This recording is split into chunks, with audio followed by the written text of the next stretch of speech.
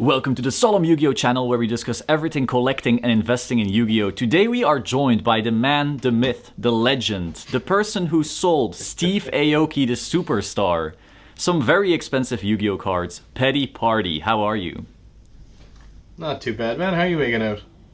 Nice. Well, I'm pretty tired. I just pulled an all-nighter because of some TCG press conference, but beyond that I'm great.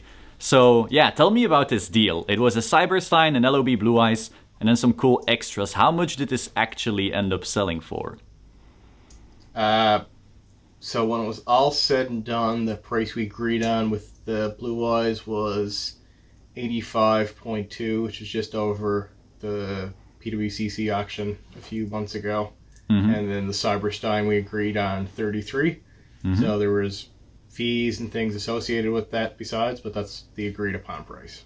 I see. And so earlier, when the story broke, of course, I reacted to the Cyber Dragon and stuff like that as well. But later, you told me that this was like a cool throw-in that you did. You just gave those for free to like commemorate the deal in some way.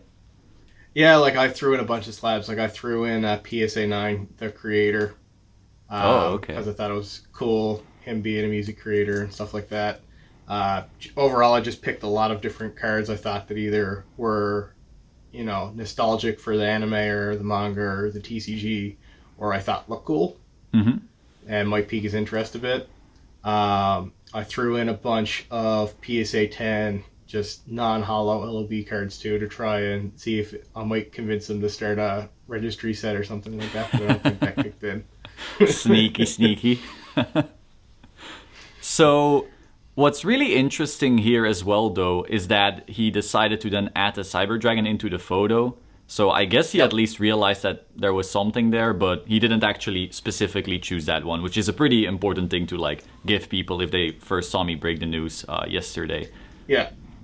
I gave him and Gary too, because Gary, the Pokemon guy with all the Charizards from Pawn Stars, he helped middleman this deal too. So I sent him and Gary both kind of like free mystery boxes, I guess you can call them, and had some packs and stuff like that. So I sent them some first edition Magic Ruler packs, first edition Pharaonic Guardian packs. I sent them Korean LOB boxes and a few other different random packs and just a bunch of slabs and just like candy and stuff like that from here. Whoa, that's crazy. So speaking of that, run me through how this deal actually came to be. Like, I was aware Steve Aoki a few months ago was already hitting up a lot of Yu-Gi-Oh people looking for certain cards, but how did everything came to be essentially when he came to you? Okay, so Geezy TCG, shout out to Tony for being awesome. He hit me up on Instagram when I was in the middle of renovating my house from a flood in the basement. Yikes. So I was in the middle of all kinds of stuff and didn't really want to answer a video call from him because it was literally up to my eyeballs. And then he's like, answer your phone. So I answered the phone. I was like, what the hell do you want? He's like, do you want to sell PSA 10 Blue Eyes? I said, fuck off, man. I'm not selling Blue Eyes. Go away. He's like, would you sell one to Steve Aoki? And I thought about it for all of 5 seconds. I was like, yeah, I'll sell one to Steve Aoki. That makes a lot of sense. Yeah, so that's literally how the deal got started. Geezy called me and asked me if I wanted to sell one to Steve, and we went from there. TCG Collector was Steve's middleman or representative, or what you want to call it. And we ultimately ended up using Gary as the actual middleman because he's both of our friends. Like, we both trust Gary. I don't think anyone on the planet has anything negative to say about Gary. Yeah, agreed, so 100%. It was a very He's nice a sweetheart. neutral pick for everyone. Yeah. So Gary's a very nice neutral person to help out with a deal like this. So. Yeah, absolutely. Would you say that it's Gary going on Pawn Stars to not really willing to sell his Charizards, but to bring attention to Pokemon as a collecting hobby? Would you dare to say that this deal on your end was a similar idea where you're like, you know what, I'm gonna add some authority to this hobby by doing a deal here, even though like you're kind of missing out by no longer having that LOB Blue Eyes, but the amount of attention that brings does add value. I got this one here, so I'm not missing out on too much. Yeah, so there's a few things at play here. I'm not as bad a hoarder as Gary is, especially when it comes to Charizards. So at the time I made the deal with Steve, I had the Wavy 10 that I had complete ownership of, the Glossy 10 that we ended up selling them, I had partial ownership of, and then also a misattributed Asian English 10 that I also have partial ownership on too. And then I got a bunch of other like 9.5s or 9s or different other random grades and things like that.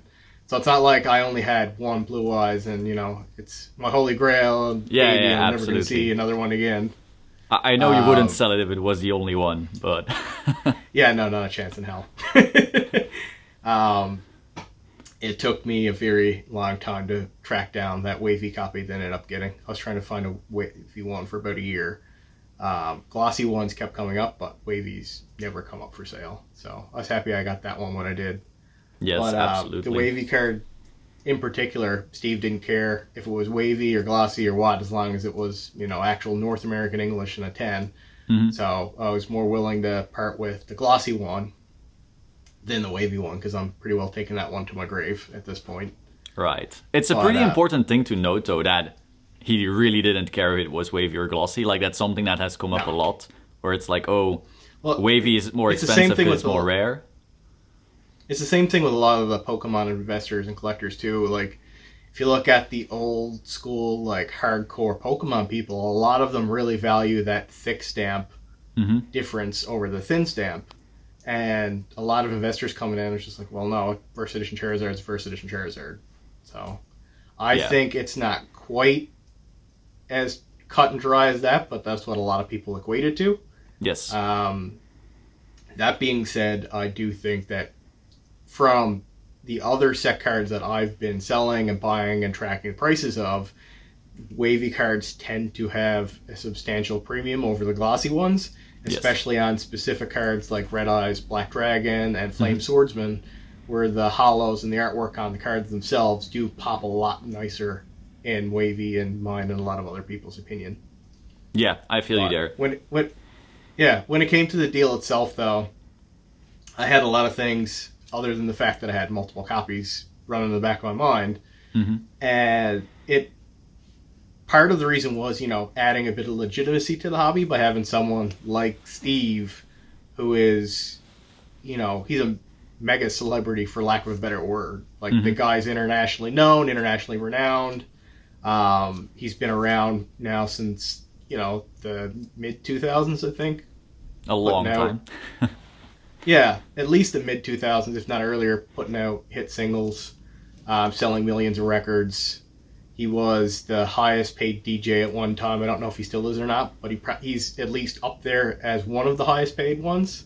He's consistently selling out shows everywhere he goes. Like, there's not a whole lot of, music performers as a group, let alone DJs, that are on the same, pedestal that Steve is. Oh yeah. And besides that, he is a very savvy businessman, whether you or anyone watching this know that or not. Oh, I'm aware. There's a reason why the guy is worth millions and millions and millions of dollars.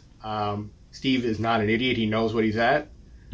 Especially, like, if you look at what he's done since he started transitioning into, like, sports cards and Pokemon and stuff like that. Like, when he bought that PSA 10 Charizard off Gary for, it was like 170 or 180,000. And now they're double that. So... I mean, yeah. I think Steve coming into the hobby, whether he buys anything or more at this point or not, is just going to help add legitimacy to the hobby as a whole and attract other people who might be on the fence about getting into Yu-Gi-Oh! And say, hey, well, if Steve's buying something like that, then I guess there must be something to it. Yes. And even if you only have, the famous saying, like, 1% of people who see this get attracted to the hobby, even if it's 0.1%, that's still a shitload of people. Absolutely. So I do agree that this kind of like erodes the stigma where it's like, oh, Yu-Gi-Oh, you can't invest in that, it doesn't go up, it's not like Pokemon, it's not like MTG. Like, more and more we have people speaking out like, wow, this is a huge deal, this person is getting into it, this person is getting into it. So you do agree that this kind of erodes that stigma, but regardless, do you see this impacting the prices in any way, like shorter term? So there's two things at play. So number one, in my opinion now, I think short term, this specifically might not cause everything to, jump to the moon or anything like that.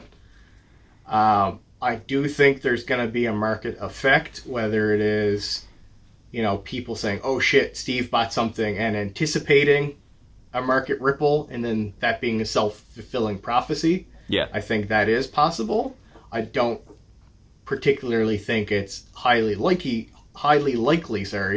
that everything's going to sell out and double and triple overnight or anything like that. But I do think the possibility does exist that it might end up being a self-fulfilling prophecy where people think it's going to get hyped to the moon now, and then they start buying at everything, and it drives the prices up. Yeah. Longer term, though, I think as more people get interested in the hobby, and then they look back at things like, Steve buying a few really high-end cards, and it having that legitimacy, it might allay a lot of people's fears, which will help them have more confidence in the market and be willing to spend more money in the market, if that makes sense. Yeah, I also think that traditionally, Yu-Gi-Oh came out after Pokemon, it came out after Magic, came out way after sports cards. Yeah. So it's really one of the younger audiences when it comes to things like that. One of the things that Magic has going against it is the fact that a lot of people in Magic are older, so they're more established. They have more spending money for buying, these old, super high-end vintage cards. But I also think it plays against them because for a lot of people outside, like Rudy at Alpha Investments, there's not a whole lot of intrinsic nostalgic value to them, owning a lot of these cards. It's not like they were 10 years old when they were opening up an Alpha, Beta, Unlimited booster pack and pulled a Black Lotus, and they were showing it off to everyone on the playground, and everyone who had a Black Lotus was king shit on the monkey bars. But unlike with Blue Eyes, Pokemon, with Pokemon and Yu-Gi-Oh, if you had a Charizard from base set when you were a kid, you were fucking king shit, man. Yeah, absolutely. I don't know what it was like over there, but if you had a Charizard over here, people worship the ground you were walking on. I think we kind of do see this in Magic, though, where a lot of the value is really propped up in very specific cards from very specific sets, and everything else is not wanted and not even graded. I think back to something like a Liliana or a Snapcaster, and all the value there is still in its playability. There's still no actual collector's market establishing itself around those cards. It's really ABU, maybe Four Horsemen, and everything else is, Yeah, and I mean, with Magic in particular, if you look at a lot of those cards' prices, you don't see those giant jumps in your, mint and gem mint quality cards. It's like, okay, you've got, say, back at 9, Black Lotus, and Unlimited, it's still, a shitload of money. You're probably looking at, 10, 20 grand for Unlimited? Potentially. I haven't looked for a long time. I haven't been keeping up on Magic prices a lot lately. With Beta, you're looking at double, maybe triple that, and then Alpha, you're looking at probably double that again, which is a lot of money. But what happens when all these older people who have all the money now start getting old and either don't care about Magic anymore, or they already have everything they wanted to buy, so they're not propping the market up? Yes, and the fact there's that no next generation. Magic in particular isn't doing very well as a card game right now, especially because of COVID kicking everyone in the pants. But with Yu-Gi-Oh! And Pokemon, Yu-Gi-Oh! And Pokemon numbers are gone through the roof. And you have all these younger kids who are still getting involved in the hobby. They're watching the TV shows or watching the video games. And I honestly believe that even if, everything went to shit and everything went digital in a few years, especially with how Konami likes doing the reprints, everyone is going to still know what Blue Eyes is. Everyone's still going to know what Dark Magician is.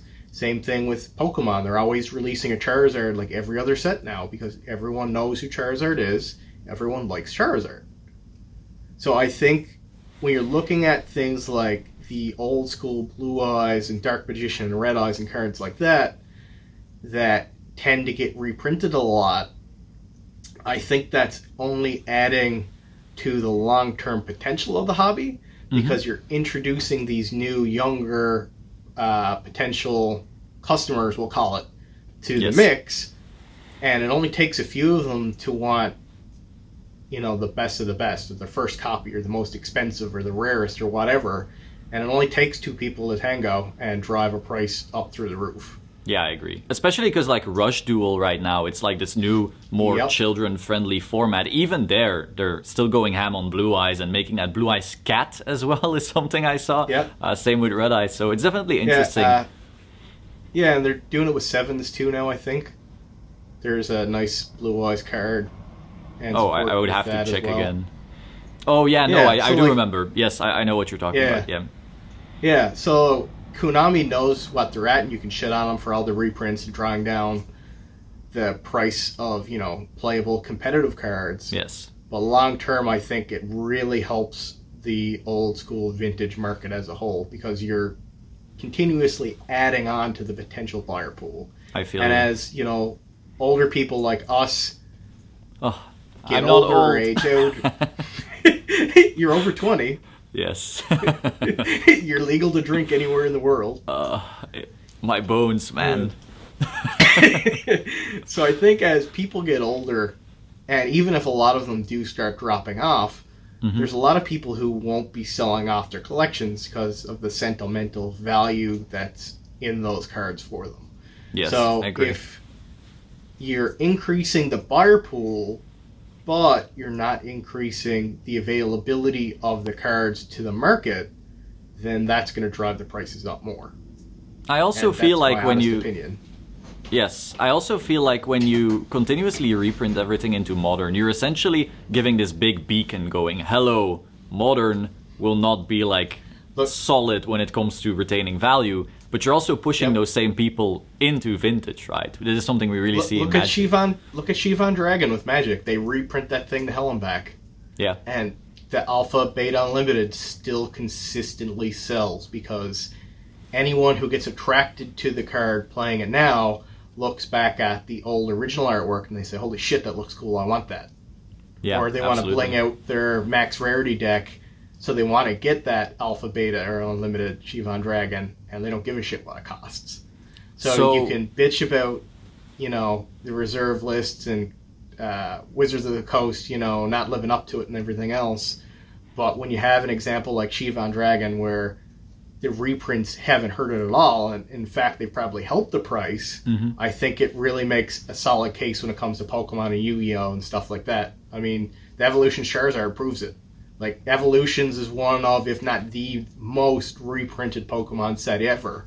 And it's the, almost identical artwork to the original base set Charizard. It's just as hard to freaking grade. And the prices of the base set Charizard just keep going up. Yeah, Evolutions absolutely. Charizards keep going up. People want that original. Just before Christmas, but that's what people want, because that's what they grew up with.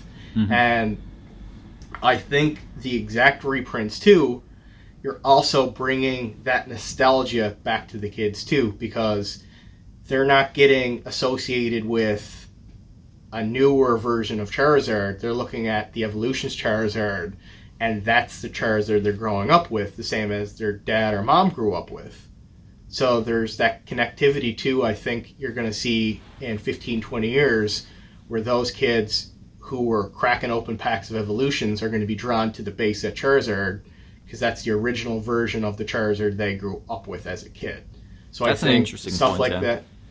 Yeah, so I think stuff like that with Konami doing the Blue Eyes reprints, in the Mega Tins or the Collector's Tins consistently like they have been, people can bitch about it driving down the prices of the cards, but I think long term, your high-end vintage stuff is really only going to benefit from it, just because of, like I said, the nostalgia by association. And if you're, CEO Bobby, and you want the highest of the high-end, and you like Blue Eyes, you're going to go for either DDS, SDK, or LOB. Like, it's really the three options you have. Or Festa, if you're into OCG. Really, let's not go down that rabbit hole today. Let's save that for another time. I feel you. So, and ending the video here, tying everything back, we currently have 3 Cyberstein auctions going. I believe all PWCC, or 2 of it at least. 2 are on PWCC, 1 is not. Yes, the 6.5, right? Now. Yeah, I'm winning 2 of them right now. I see. That's cool. So, do you have any prediction for where these will end? Just so to spice it up at the end right here. I think the 6 is going to end between 8 and 9,000. Mm-hmm. I think that's going to shock a lot of people who aren't privy to the market. But I honestly think if it cracked 10, I wouldn't be surprised. I honestly wouldn't. Mm-hmm. The 8.5, I think, is probably going to end around 12, maybe 13. It might go a little bit lower, around 11. I think it's definitely cracking 10, though. There's no way in hell it doesn't go at least 11. Realistically, though, like I said, I think in around 12 or 13,000. With the 9.5, that's going to be the big tell. I did the descriptions on both of those. I got them to do really nice videos on the 2 PWCC ones. Like, full disclosure, if anything, I should be trying to get those prices to stay low so I could buy them. But I honestly think that those... the Cyberstein card is one of the actual grails of Yu-Gi-Oh! Like, when you talk to people about Trophy Kangaskhan, like, if you talk to SM Pratt about Trophy Kangaskhan, the first thing he says is, when he saw that card as a kid on the cover of Beckett magazine, he was like, holy shit, that's cool. Like, it was the same thing with me when it came to Cyberstein. I remember seeing Cyberstein on the Beckett magazines back in the day and being like, holy shit, what's this guy? Yeah, we actually had magazines of like competitive Yu-Gi-Oh in our stores, and I would go through it and it said like Cyberstein prize card, only 2 in the world back then, something crazy like that, and I was infatuated. I needed to have it, so I feel you 100% there. So I think the 9.5 is probably going to end around 30. It might only hit 25. It might go 28 or 29. I think it's going to end around 30, though, based on the push that PWCC is going to be given their 2 copies. And the fact that, they're taking it really seriously, and they have a giant buyer pool of sports cards collectors who are continuously looking for things like that to park their money in. Yes, I feel you absolutely. It's what's happened with the Lugia back a couple months ago when the PSA 10 Neo Genesis Lugia went for over 100,000. The last sale of that card, I think, was 42,000 privately, and that was like a month and a half prior. Do we know for a fact that Lugia went to a sports card person or not? I don't know who it went to specifically, but I can well, actually I do, but I can't tell you that. Yeah, of course. But I know there was 3 people who were like slitting each other's throats trying to get that, and they have very high-end purchase track records. I see. For buying high-end items. So when you see not only 2, but you see 3 people, scrambling to try and buy an item like that, and, Lugia's a set card. There's piles of them kicking around. There's not a lot of Cybersteins. You can, argue it's 124 or there's more or not. Even if there's 1,000, that's not a lot of cards. I doubt it's 1,000, but I feel you. No. I honestly think it's around 124 mark from what everyone's been telling me. It might be 10 higher, it might be 10 lower, but it's also like a 15, 16-year-old card at this point? Yes. So how many of those cards have been thrown out? How many have been lost in floods? How many have been lost in fires? Yes, just a natural attrition. This time. Yeah, so there was a copy last year that was sold on eBay. It went for $800, and it was laminated because someone put it through a fucking laminator because they didn't want it to get damaged. Wow. That thing went for $800 a year ago. You would get $5,000 or $6,000 for that today if you put it on eBay. I can pretty well guarantee you. Yeah, I guess so. Say, oh, that's a binder copy, and there's only like 100 of them. So when you're talking about something as rare as that, when you have people like me hoarding copies, and there's multiple people like you who aren't going to sell them regardless of how much money you throw at them. Yeah, I've got only 2, sadly. Something has to give. Yeah. So, no, but like something has to give at some point. So it's either the price gets so ridiculous that everyone starts selling them, or no one sells them because the price isn't high enough, which is going to keep driving the price up.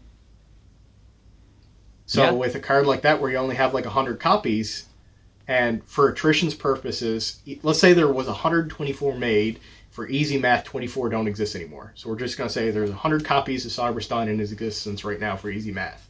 Mm-hmm. So out of that, I've got 7. I know someone who has 12. I think I know, like, if I get all my contacts together, I think we know who half of them has. Yeah, I know where there's about 50 copies, and none of those copies are going anywhere. So that leaves you with 50 potential copies that might someday possibly come up for sale at a ridiculous price. Yeah, I feel so you got to ask yourself, if there's 3 copies up right now, where's the cheaper option going to be? Because even if the price retraces a bit, and say that this 9.5 going on PWCC only, quote unquote, sells for like 15 grand, no one is going to sell their copy for that low. Yeah. Like, no one's going to, if it goes back down to 10 grand, no one is going to sell it at that price. I doubt it'll go back to 15. And I know there's been, a few 9s that have been popping up and selling for 12, but I know of private sales for 9s that have been going for a hell of a lot higher than that. I know someone who paid $17,000 for a 9 in a private deal. So the public doesn't realize a lot of that, especially with, all these Instagram back deals that go in the shady quarters of the internet that the public doesn't get to hear about. Yeah, fuck fees, right? Just go to your Instagram. Yeah, but that ends up shooting a lot of people in the foot. Like, if you look at Blue Eyes, when the Blue Eyes went on PWCC back in October, or was it November? I think it was October. Yeah. Anyways, that was the first public Blue Eyes sale in a year and a half.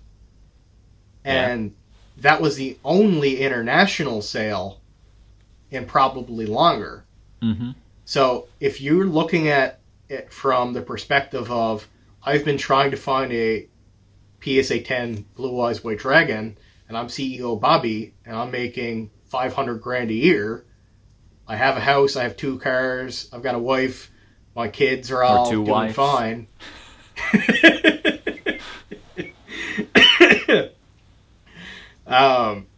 If you're situated financially and you've got money to burn, like, you don't give a shit what it's going to cost you to buy it. Yeah, so I feel if it's the first one you've seen on eBay in ages because you're over in Lithuania or something like that, and PWCC ships internationally, it's the first time you've seen, if it ends up costing you 50 grand, you'll pay the 50 grand. If it ends up costing you 150 grand, you're going to pay the 150 grand. Because it's the only time you've seen that card in like a year and a half. The same thing happened with the Dark Magician Girls. There hadn't been one for sale on eBay at all, or on auction, for like a 6-month period or something like that. So when it went up for auction, people said, oh shit, I don't know when I'm going to see another one on eBay. I went for 10 when they were selling for 4,000 or 5,000 previously. And you could find a copy on Instagram for like 6,000-7,000. But you gotta know the people didn't want to mess with eBay. They didn't want to pay the fees. They didn't want to risk dealing with shitty buyers and returns and everything else. So the mentality of, I need to save money by not selling it through an open platform ends up shooting them in the foot every time. Yes, because it's not getting the exposure they could have gotten and drawing on the market pool they could have drawn from if they just put it on eBay. You also don't get the data to like authorize the market as a whole. Like, you don't see, it sold for this and that and that. It's just all private. Yep, and that's why people like us end up getting a competitive advantage, because everyone talks to everyone. Yes. So if you're in the Instagram clique, we'll call it, and what a lot of these private deals are going for, like, you have a competitive advantage over people, because okay, well, this card has been selling privately for 10 grand. There's a copy on eBay right now for 7,000 or 8,000. I could probably buy that now and flip it within a couple weeks, make a couple $1,000s. Yeah. That's what ends up happening a lot of the time. Like, you look at some of the scumbag hype master flippers that people like shitting on. Well, that's where a lot of that comes from, is they know what things have been selling for privately, so when they see a deal on eBay, because no one knows any better, they buy it immediately and then put it up for sale for higher. Yep, classic arbitrage. Well, I think we'll end it right here. Yeah. I think this was a really solid conversation. Thank you so much for being on. Where can people find you? Yeah, thanks for having me on, man. If you want to hit me up on Instagram, at Petiparty. And same thing on YouTube if you want to watch any of my stupid videos. Other than that, that's pretty much the only thing I answer at all anymore. And even then, I hardly answer Instagram because I'm getting too many messages. You're too famous, man. I don't know about that, man. I was playing a Digimon tournament a couple weeks ago, and the guy told me he had a playmat he wanted to get signed by you. I was like, oh, for God's sake. Oh well. So thank you so much for watching. Be sure to like, subscribe, go check out Petiparty, and I will see you soon. Ciao.